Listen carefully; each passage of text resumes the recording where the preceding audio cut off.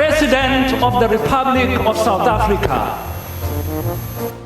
Well. Hello. How are you doing? Greetings, one and all. Carvin Goldstone here. At the moment, with Dillan, Oliphant, Thenjiwe joining us in a few moments. We are discussing the State of the Nation. It's the State of the Nation address this evening. People are actually sometimes dismissive of him when he speaks now because he speaks so often. So what does he have to do to make sure that people don't say, it's just him again? It's just him again. Then I guess you should stay away from my fellow South Africans. And fellow South Africans. We don't just want him to tell us this is what we planned. We want actually receipts for what was said last time. He should come up with solutions. People want to know about the vaccine. What's going to happen? Are we pushing the date back? Are we returning it?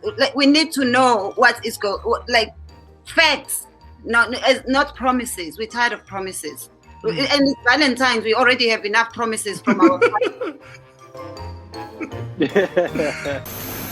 This evening, we stand here not to make promises, but to report on the progress in the implementation of the recovery plan. What are you expecting? Yeah.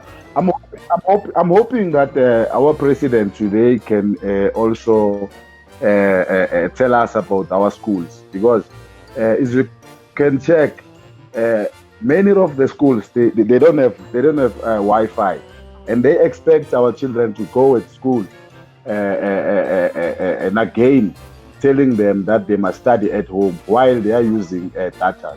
And remember, many parents, they are not working. They don't afford to buy data. You can't buy 100 megabytes.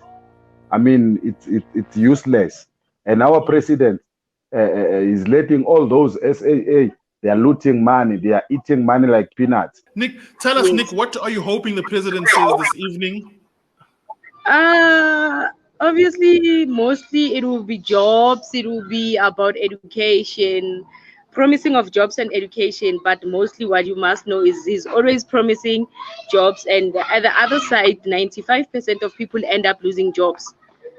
And mostly he must address this issue of electricity, because of we are faced with something that we call load shedding, which 2 hours every day we lose electricity. What do we say about the food that we buy? So we know that our president has ambitions. He's a capitalist, as Dillan, you pointed out yesterday. So he has very capitalist ideas about bullet trains and smart cities. 2 years ago, I spoke about the dream of building new cities. Many people laughed. It's right.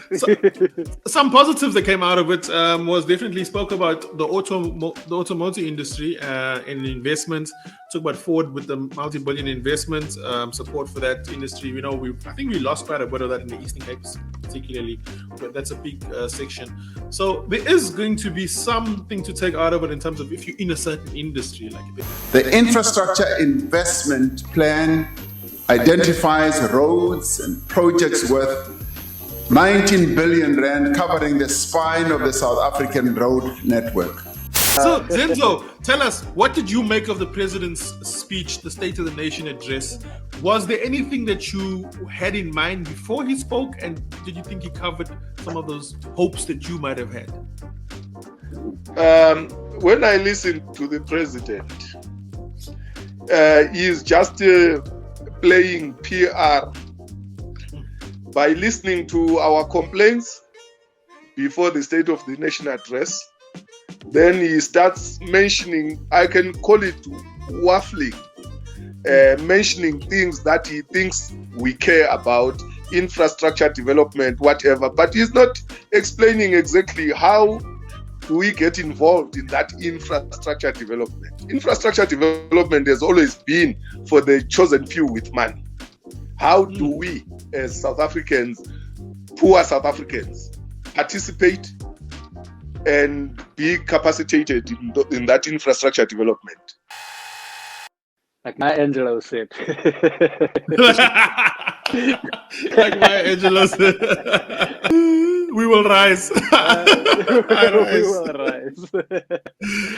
Oh. Well, Cyril spoke a good game.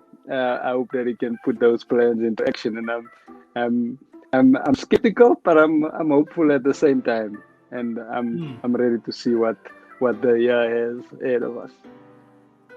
Okay, Thenji, last few thoughts. Feeling hopeful for South Africa.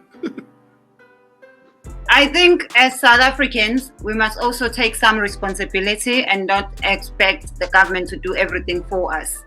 We must also take responsibility, and we must use opportunities that are presented before us. We must support South Africans, buy South African, travel within South Africa, because also we can contribute to the economy of our country. So we need to also take responsibility. It can't just be government all the time. We need to be able to fall in love with ourselves as a nation and support each other.